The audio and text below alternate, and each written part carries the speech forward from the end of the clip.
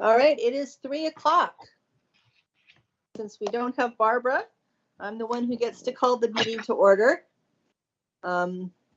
Gabrielle, do you have any announcements for us before we get started? Good afternoon. I don't have any specific announcements. So whenever you're ready to roll into the agenda, we can. I'm going to be going over Monica's item, which is the first on the agenda this afternoon. Then let's start there. It's that I don't have the numbers in front of me, but this is the 800 Rosemont Avenue, the fence modification request.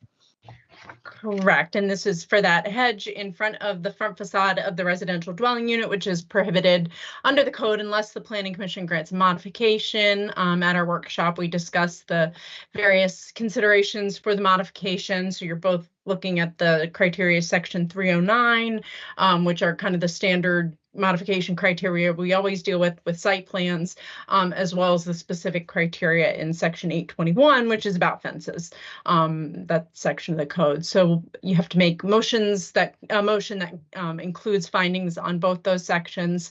And the only update is one of the conditions that we have in the staff report is that the applicant will remove that holly tree that was at the intersection and a concern for site distance. They already have removed that, and Monica actually went out and did a field visit this afternoon and said it is gone. So I anticipate if you drive by the site, you too will notice that that has been relocated already. So we will verbally strike that condition from the staff report when we do our presentation on Monday. And otherwise, I don't have anything to add. You're muted, Joan. Thank you. I didn't want you guys to hear any more snoring. Anybody have any questions for Gabrielle?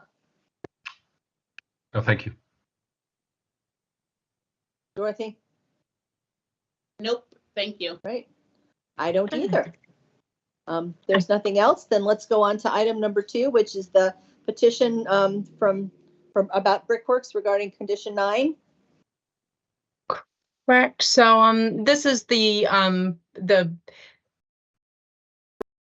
solely to consider whether the commission wants to reconsider or not. So it is not so much delving into the details of the merits of the substance of the condition that was made and the facts related to it, as much as basically reaching a conclusion that there is just cause that the commission would like to reconsider it. So is there enough information in front of you that makes you go, yes, this is something we should bring back and have a full formal discussion? If the commission does vote to reconsider, that would then occur in December. For the proceedings on Monday, because it is a little unusual and not like our standard case, we won't be taking public comment. We did forward you some public comment just in full transparency of what has come in our door. We didn't want to hold anything, so we did provide that. From my initial read of it, that information does delve into kind of the substance of the request for petition. So we would include that in the backup for December as well if the Planning Commission does want to reconsider it. But at Monday nights, this is totally an administrative function of the commission. Someone who voted in favor of the motion has to make the motion to reconsider. So Joan and Alderman McShane voted against the motion on the master plan, so neither of them can make the motion to reconsider. It will have to come from Commissioner Manalis, Beatty, or our chairperson, Barb. With that being said, anyone can second the motion and everyone votes on it.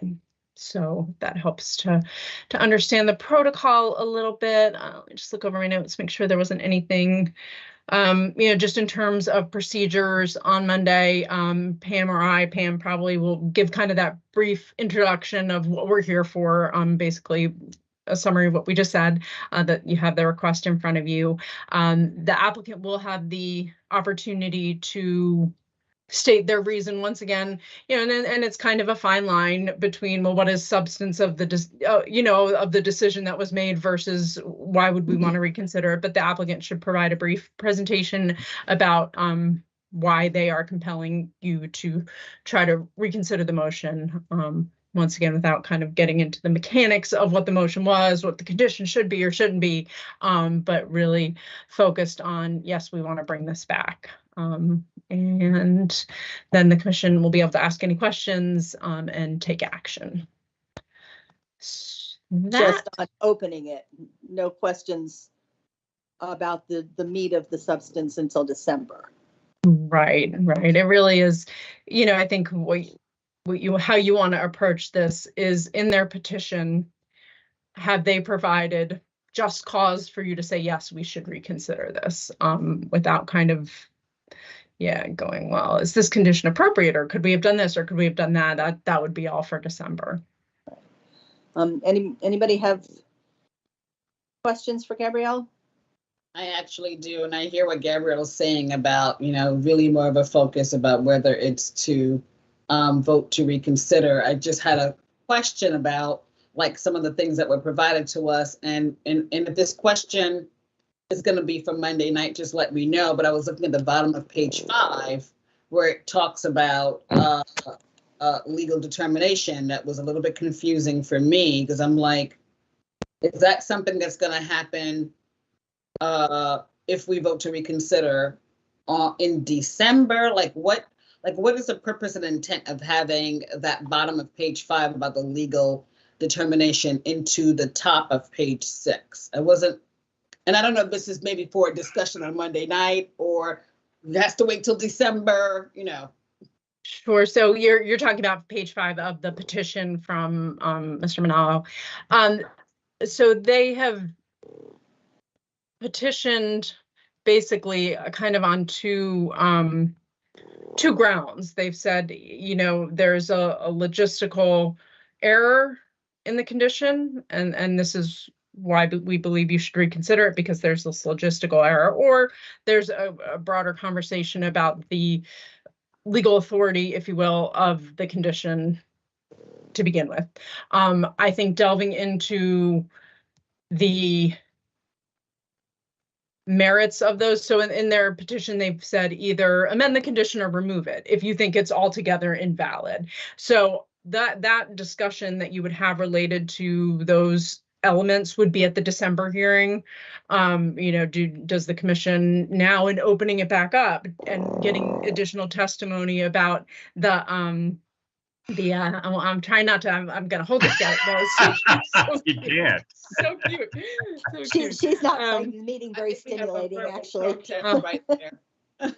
My dog is so loud when she snores. I'm like, what are you doing? That would really be kind of the meat of the discussion about reconsideration versus should we reconsider. If you look at the language in the rules of procedure about why someone would request a reconsideration, it's this language about, in the case of mistake, inadvertence, fraud, when there is this kind of you have this very short time period after the decision was made to say, wait, look, as opposed to an appeal, right? When somebody appeals a decision, it's much more of a legal argument. So with that in mind, thinking about Monday, do you find that there was mistake, inadvertence, fraud, whatever you want to call it? Do you find that there was cause to go, whoa, there's an error in the decision and we need to reconsider it? And then whether it's a matter of amending the condition or it's a matter of the overall authority, that really would be then the meat of the reconsideration. Okay, so when we talk about legal determination, it would be that determination based on our conversation Monday night, based on what has been provided to us in terms of whether or not there is enough finding of facts to determine that a possibility for reconsideration. Let me try to pare it back to you a little bit. So you wouldn't be delving into the legal determination that is suggested at the bottom of page 5 at the meeting on Monday. But it would be the December meeting. Yes. Then if you decide to reconsider, then you'd be looking at, well, is this condition just faulty because of the mechanics? Is there maybe a legal authority question we need to talk about? And that would be kind of the meat of the argument or the discussion, should you choose to reconsider. Okay, thank you. Mm-hmm. And I have, Sorry. yeah, if you don't mind. So my understanding is that this is narrowly focused on the one environmental issue, that condition that we put forward, and voted on. What concerns me is the comment that you made, Gabrielle, about if someone didn't vote on the overall plan, that they can't make a motion here. Why is there some kind of linkage to the overall plan when this request for consideration is narrowly focused on the one item? Are we opening a door into reconsidering more than that? That's my concern. So the motion that you're being asked to reconsider is the approval of the master plan. The applicant is bringing it forward.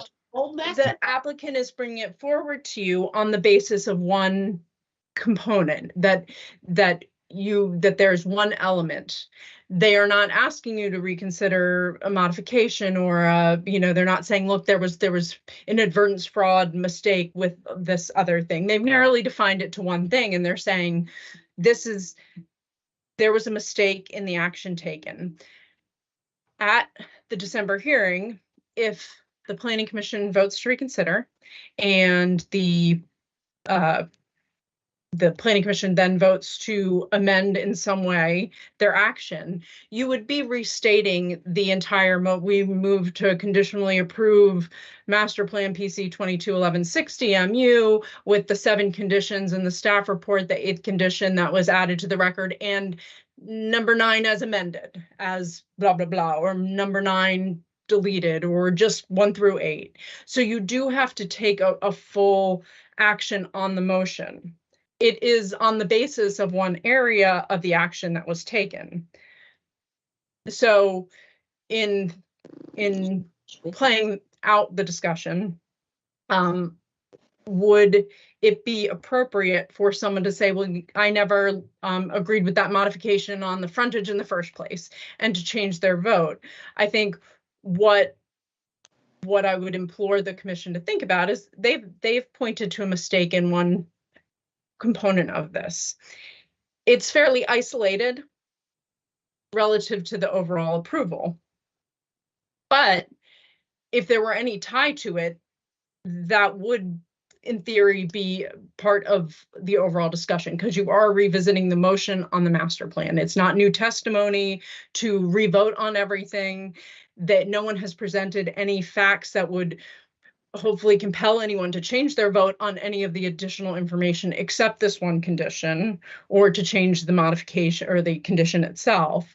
So I guess the answer to your question is yes and no. Yes, you have to take a full new action on the master plan. That was the action that was taken. If you reconsider it in December, you have to make the full action. But is the area of impact limited by the nature of the petition to that one environmental condition? Yes.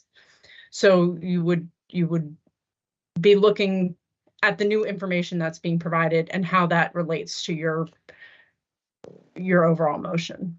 So to summarize, they're asking for a mulligan. They're asking for what? A mulligan, it's a golf term, a do-over. That's based narrowly on one thing, but it's reopening the entire conversation again. I would not say it's reopening the entire conversation, because there is no new factual evidence that you will be provided regarding all of the decisions that were previously made. So it would be concerning if during the conversation someone said, well, let's talk about again the frontage, because there's no, you made a decision a week and some change ago, or 2 weeks ago. What would, without your new decision being looking arbitrary, right? What would be the grounds upon which you would have that new conversation?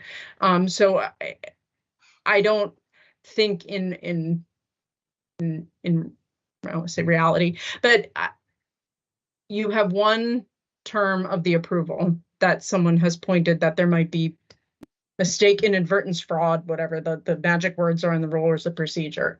And they are asking you to reconsider the approval and specifically look at that condition. But your motion and your action is on that master plan.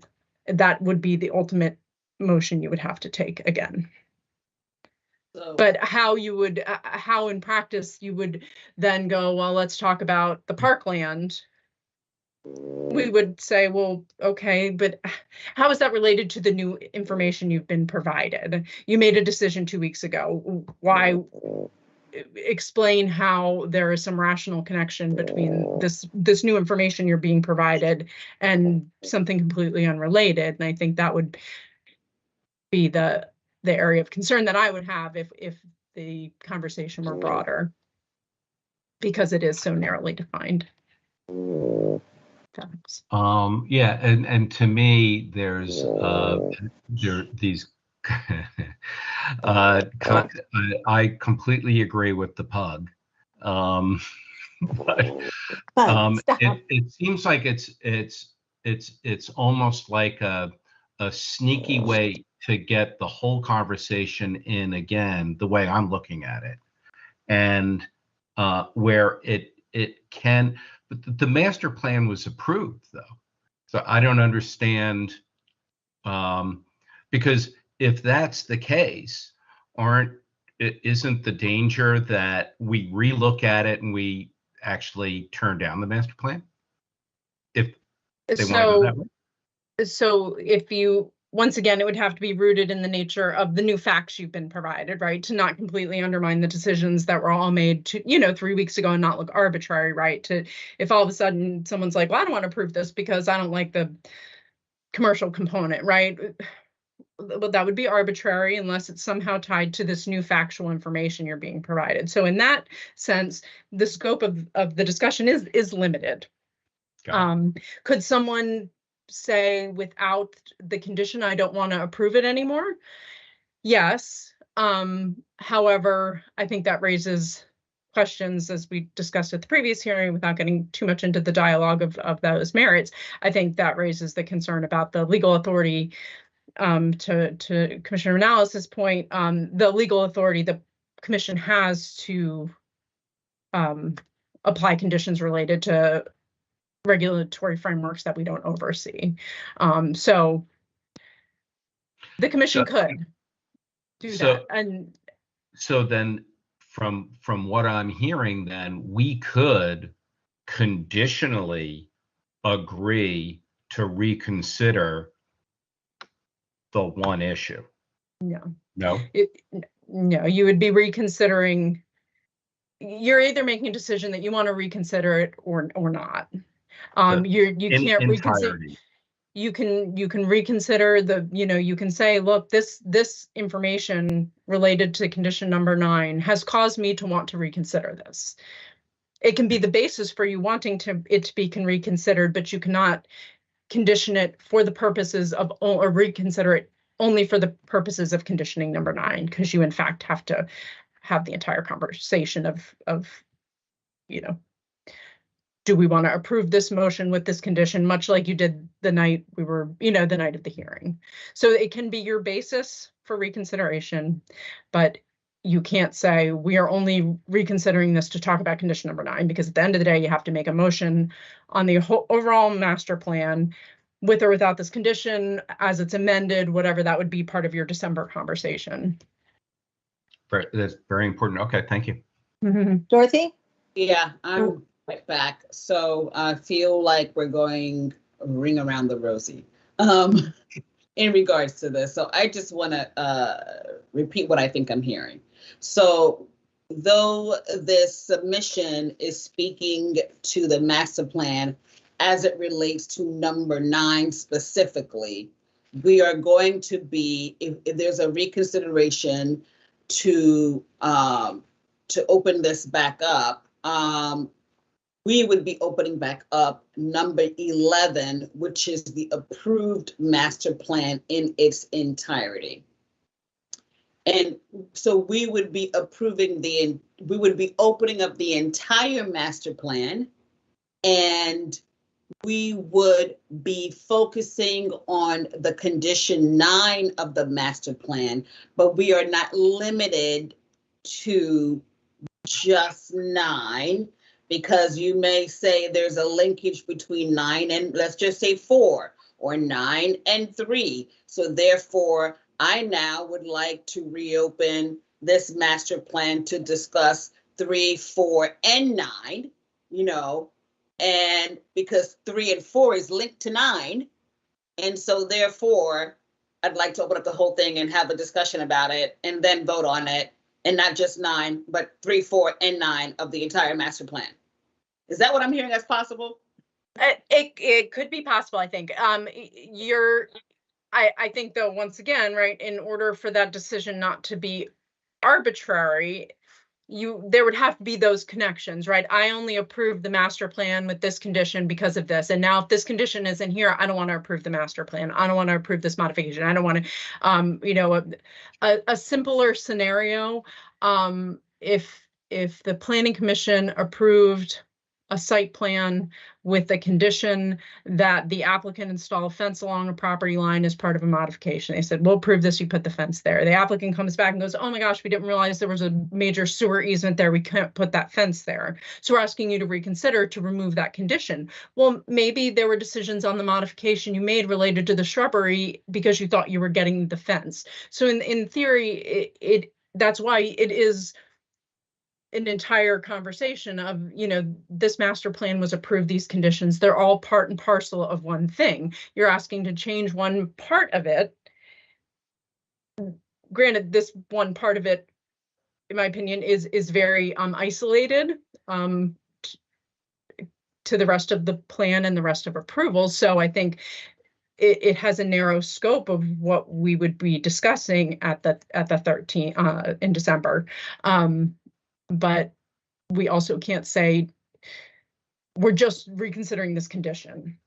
Okay. You're reconsidering the approval. This condition is the cause for reconsidering it. Okay. And- Go ahead, Joan. I was going to say, and is there no alternative administrative approach to changing the wording for that condition without opening the whole master plan approval back up again? And that is what this reconsideration provision in our rules of procedure is for, and that's what they're doing.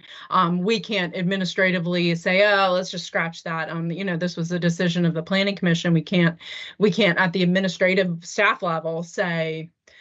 I mean, us as the planning commission, there's no way to say, we don't want to open up our whole decision, but we see that we would, if possible, change the wording of this condition. There's no way to do that. Stop snoring.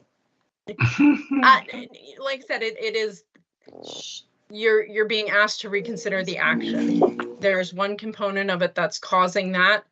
How that influences the rest of the decision is for the commission to consider, but that you're going back in time, picturing like Back to the Future.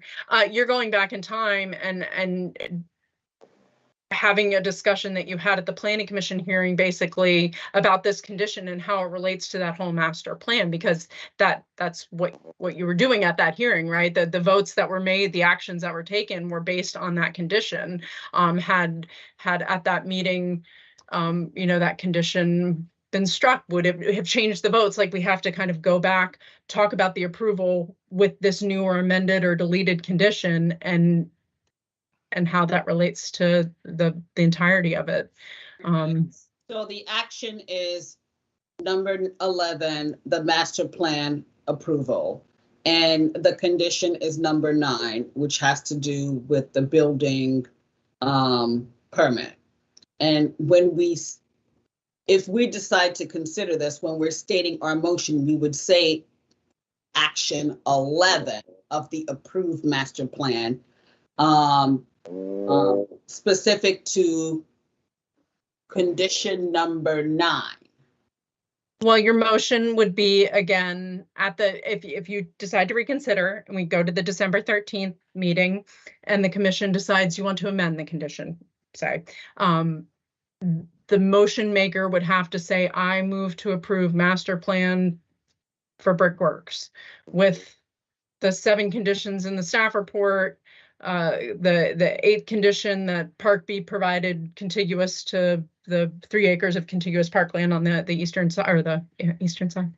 Yes, and then condition number 9 as blank, and read that into the record. So it would be a full motion on the master plan with the conditions that we want to keep, and the conditions that we've, had been recommended. Okay, so I have one more question. Has the applicant communicated to you in any way that their desire to open up the entire master plan in its entirety? And Yeah, I mean, I think to remove condition number 9 altogether, or to just open things back up again to look at various things? Like, have they said that they want to do that? Their petition is solely for that condition. So had they wanted to say, oh my gosh, there was a mistake that you guys didn't realize this issue with the, front setback or the orientation or whatever, that would have had to been part of their petition. Okay, thank you. So if you to piggyback on Dorothy's comments there, basically, and just tell me if this statement is right or wrong, but basically, we are voting to reconsider the entire Brickworks project. Correct. You are reconsidering the action on the master plan. But not all of the modifications. Action on the master plan. Yeah. No, it sounds like we are. Number 9. So you're opening up the master plan, and you're repeating like the 1 through 8, let's just say, over again, with the intent to reconsider condition number 9. And you read that into is that what I'm getting? That's what I feel like I'm getting. You're reconsidering the action on the master plan. And the action on the master plan is the sum of the totality of it, right? I mean, think back to our hearing and everything that was discussed, that you're reconsidering that action on the master plan. But not the modifications. But see, I once think again, I think I just want to make sure that we're clear on this. If we vote to, my understanding, tell me if I'm wrong, my understanding is that if we vote to reconsider just number 9, we are voting to reconsider the entire Brickworks project. the action on the master plan, yes, the approval of the master plan. That it once again, the example I used about the fence, right? If you had granted a modification for a fence and then granted approval of a site plan, and that site plan was conditioned on the fence, and then someone said, we don't want that condition anymore, you're reconsidering the totality of the action on that site plan. And you're going, well, how did this impact this? How did that impact that? And that's why I think with the limited scope of this condition, there is what's the word I'm looking for? The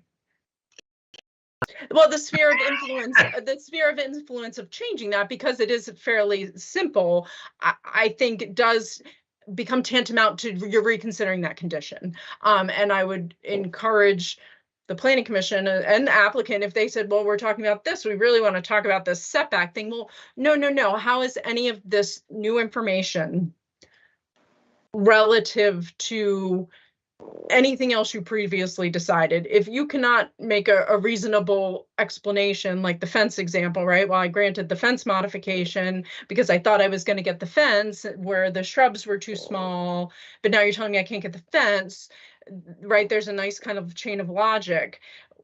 The commission and the applicant but should not make arbitrary, right? Like this isn't, well, I just want to talk about the parkland again. Why does this new information influence that? To condition number 9. Unless Correct. it's connected to it. So they can talk about it. They can say, okay, yeah, the action of the approved master plan and in its entirety, focus on number 9. However, number 9 is linked to number 5 and 6 and 3 and 2 for these following reasons, and therefore open that sucker up, the whole thing, so I'm just. Sure. No, I mean, if a commission member said, I find this condition explicitly linked to this other decision I made, and so it influences that without it or amended, then yes. And that's why we're saying this. You can't separate the pieces of these decisions. That final action of the master plan was the sum of the moving parts of it. And so now you're asking to change a component. We can't just say, well, we just want to reconsider this action, because that action or that condition is part and parcel of the whole. In practicality, though, how you link that to other things, we obviously don't want to make decisions that are arbitrary and be like, I didn't like that front yard modification to begin with, and right, that would be subject to appeal, of course, because the decision was made and findings were made and everyone voted on 2 weeks ago, and now somebody points to something else completely unrelated, and there's no basis for changing your mind, right? It's not an opportunity to reevaluate when decisions and motions have been made on findings and nothing is changing. You could reintroduce new information and new documentation for 3 and 4 because it's linked to number 9 if you so chose. So we may be coming in to sit and talk about, okay, the petition itself, but you could then, Gabrielle, let's just say you, as an example, you're not the city staff, you're the attorney. You could then come in and say, yeah, we initially, our petition speaks to the entire master plan, and we believe that a mistake or something was done, whatever, to the condition 9. But however, in reviewing the master plan in its entirety, we now understand there is also, consideration to open 3 and 4, and here's the documented proof or things attached for you to review, to discuss, so that we can not only just look at 9, but 3 and 4 and 2 and 1, whatever you want to say, and then that's where we land at that moment in time. That's possible. Correct. Like I said, the condition is part of an overall action which encompasses the entirety of the discussion. But the scenario that Dorothy just said, that could only come from the commission. It couldn't come from the applicant, correct? They couldn't, their expert could not stand up and say, well, now that we've given you this, now that you've agreed to open it, now we want to go back, and it can only come from the commission. I don't think so. I mean, their petition is made to ask you to reconsider this condition, and they've said either amend it or get rid of it. In our petition, that's what we're asking the commission to do, right? That's the basis of it. I would anticipate that for the hearing, if you reconsider it, there'll be more factual substance to why this is so impossible and why it's not in your authority if that's what they want to argue that be removed. But for them to come in and say, let me show you some more illustratives of that corner building so we can talk about it again. I mean, that's not, they have not filed their petition on those grounds. Okay.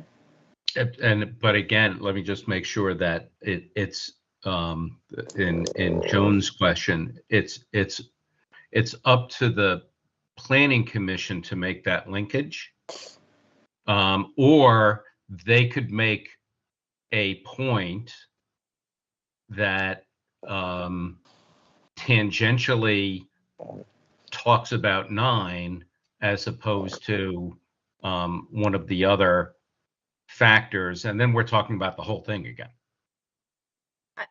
They've only made a petition for certain things, so I would not, I think if they came in and said, haha, we want to talk about this other thing, that would be not appropriate and would not be entertained. If a member of the planning commission made some kind of linkage. Once again, if you went, I only approved this plan with this condition as this because of this, and now that influences, maybe I want a different condition. Maybe you go, well, now I want to add another condition because in light of this thing changing, I want to do this. Correct. But once again, I think the inherent issue in doing that. And, you know, the scope of this blowing up is that this is an isolated condition related to one component of this, is really the basis for it. So I would not want to see, you know, I wouldn't. I think to we're always make- talking about the linking between of the other actions with the master plan is the fact that, like Gabrielle said, does this modification for setbacks or street parking or whatever, did that impact this petition for that condition? And they probably don't, as we said, because how would your parking have anything to do with that condition that they're petitioning for? So there's, like you said, no link, no impact from the other approvals to go with their petition. But that's why, I mean, that's why we're making an action on the master plan. It's the planning commission has to have a new discussion to change that condition. The same reason you all voted the way you did with the conditions outlined as they were. Now you're being asked to look at the conditions in a different light, and you all have to make those decisions again. Something completely unrelated, we don't want to be arbitrarily tossed into the discussion because someone is second guessing themselves or, you know, thought about something afterwards or, right. But potentially, we are voting to reconsider the entire Brickworks project. You are asking, yep, you're being asked to take a new motion on the action of the approval of the master plan. Right. So we should be cognizant of that on Monday. Absolutely. Thank you. So once again, the discussion for the 13th is reconsideration, yes or no. Is there enough fact to demonstrate to us that maybe there was an issue with this motion and we need to reconsider it? And then discussion in December would be the merits of that, and then taking a new action on the master plan. Which includes any of the modifications at that point. The action is going to be on the master plan itself. You're going to make an action on the master plan. The modifications are all part and parcel of your decisions to approve those modifications. If all of those modifications have been denied, you wouldn't have been able to make a motion to approve the master plan. So it's all part and parcel. But we don't have to go back and re-vote on the modifications, on all 10 modifications, correct? That is my understanding. You do not. Okay. That it is the action, the final action that you're voting on. Okay. All right. Anything else on this? No. No. I'm sorry. He's quite comfortable. That's all a right, well, happy then sound. yes. Don't apologize. I envy that pug. She's like, what? Okay, let's move on to the next item is the Kellerton Forest Conservation Plan. Yes, the Kellerton Forest Conservation Plan. So this was the preliminary forest conservation plan. We heard a couple months back the revision as they got into their improvement plan phase. After the preliminary plat approval, they started to see that some of the areas of forest conservation proposed plantings needed to be tweaked. So that's what they're revising and changing some of those areas. We only have latitude at the staff level to approve certain small changes, and these exceed that threshold, even though they're a large magnitude. There is one update to the plan, and that was an additional exhibit that was provided in the packet. So you have the copy of the, you have the report, just skim through, you have the applicant's modification letter, and then there is a copy of the forest plan with some red font on it that shows additional changes. In our review after the Planning Commission workshop, our Parks and Rec department approached us and said, hey, the planting areas in the proposed parkland, which were all previously approved, they may limit our ability to use the parkland like we wanted. Can we shave off several thousand square feet from each and add it somewhere else? So the applicant was able to take those areas out, move them to other areas of proposed planting that you saw last month, just to expand those a little bit. So the condition of approval that we have is basically that the final forest plan that we'll stamp and sign off on reflects those changes approved by our Parks and Rec department as well. The Parks and Rec I'm sorry, the mayor and board had approved plantings in the parks previously as part of the original forest plan approval. They're decreasing the amount, so it does not need to go to the mayor and back to the mayor and board because we're actually taking away from what's going to be in the parkland. And then there is the one modification for the 2 specimen tree removal to be removed, and that's in addition to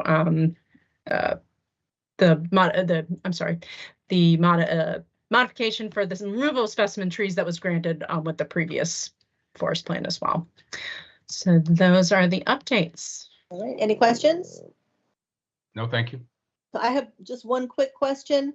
The staff report lays out, each individual area, how much is increased or decreased by. I didn't see a summary in the staff report about total, is the total amount of afforestation the same? And if you can just either add that or just be prepared during the staff presentation to address, have the total amounts changed, that would be helpful. Absolutely. We can get that number for you, but it has stayed net neutral. There's been no decrease in what was previously approved. It's just a repositioning. Great. That would just, clarify that for the record on Monday night. So great, thank you. Nothing else, then we'll move on to the next one, which is the auto spa, the site plan, and the forest conservation plan. Hello. So not really much to add for that. For the site plan, there are just a couple of conditions of approval, mainly just adding approval dates and correcting a couple of things that are on the plan. And for the forest conservation plan, it's clean, recommending unconditional approval of that one. So do you have any questions? Great, thank you. Any questions? Nope, I don't have any questions either. Thank you very much. That was easy. Yes. All right, and then the last item on our agenda for today is Grove Hill, and we have both the site plan and the forest conservation plan. Yes, Pam. You have the modification that they're asking for the on-street parking, and that count as a P&D within a P&D. Modification of some of their street details. That's also one of their requests. As for this plan itself, we've got 9 technical corrections, but we also too have the condition that they need to go to the Marion board for their fee in lieu of for parkland. And they have also we've given you an exhibit that they are proposing a small passive parkland area to the north, to the north of the project, on the opposite side from the tot lots on the south, on the north side. So that was the change that they've given us here to go before you that night. So. And the forest plan, they have the modification to remove a couple, originally a couple street trees. They're only asking to remove one specimen tree. And they have just a couple conditions of approval for the forest plan, and that's it. Have any questions? No, thank you. Dorothy? Yeah, real quickly to myself, the MPDU, I know that there was I think the new one that was done by the mayor and board, is that correct? And does that apply to this? No, that won't apply to this one. They're already grandfathered in for this. Okay, when would do you know anything about that MPDU and when it would be applicable to any things that we see in the future? As I understand, it doesn't take any place with plans that have already been in the works. It would be for the ones that are new submittals after November 3rd. After November 3rd, okay. And the only question I had, and I'm looking at and that's on page 7. Page 7, and I was looking at the street detail, and I'm looking at the section that speaks to used for Road A and a portion of Huntsman Road. where the applicant is requesting options to have sidewalk and street trees on one side of the road. I was just I looked at the plan and I was trying to figure out where that specifically was.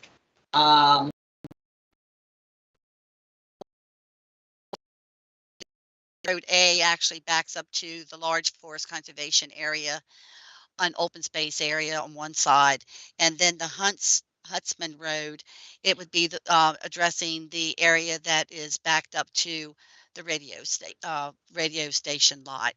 So that's where they're asking for only one side not to be improved. Right. So hold on for a quick second. So I'm looking at it now, and I am looking at the Huntsman Road that goes all the way up to where I see like a side street and the sidewalk. So I'm trying to figure out in between the townhomes, like the townhomes are on either side. Is that the side you're referring to? Hold on for a minute. I want to bring up the plan myself here.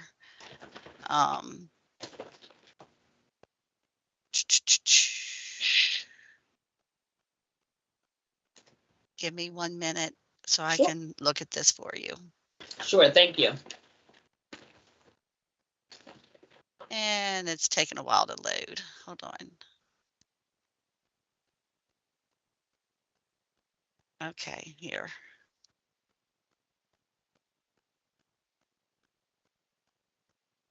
Okay.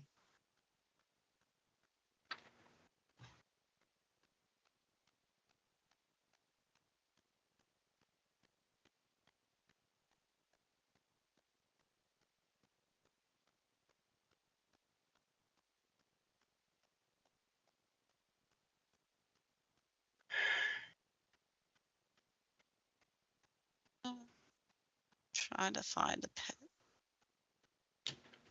here it is. Okay. I think the sheet 2. Excuse me. Okay. So we're looking at, are you looking at the landscaping plan?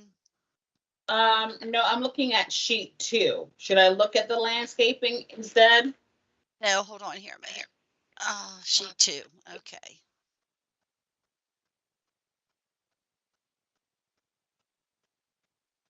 Okay. All right. So you've got Huntsman and it's intersecting with your Grove Hill Road. And are you showing it to us or are you? Oh, no, I didn't share it. I'm sorry, because you were already looking at your plan. I can try to share that with you. Yeah, because I think maybe Joan and you might want to see. Okay, hold on here. Let me see if I can do this, which I don't do very often, but. No, it's fine. Okay. Yeah, we can see it. All right. Okie doke. So this area here is where they're asking for, the modification, and then you're asking for the modification over here on road because you've got all this stormwater and open space area. Okay, so is that the side where they're talking about only one side of the sidewalk and street trees, only on one side of the street? They're talking about only one side of the street here to have a complete street with the street trees and sidewalk. This side, they have the sidewalk and street trees. Thank you. Yep. That was my only question. Thanks. Okay.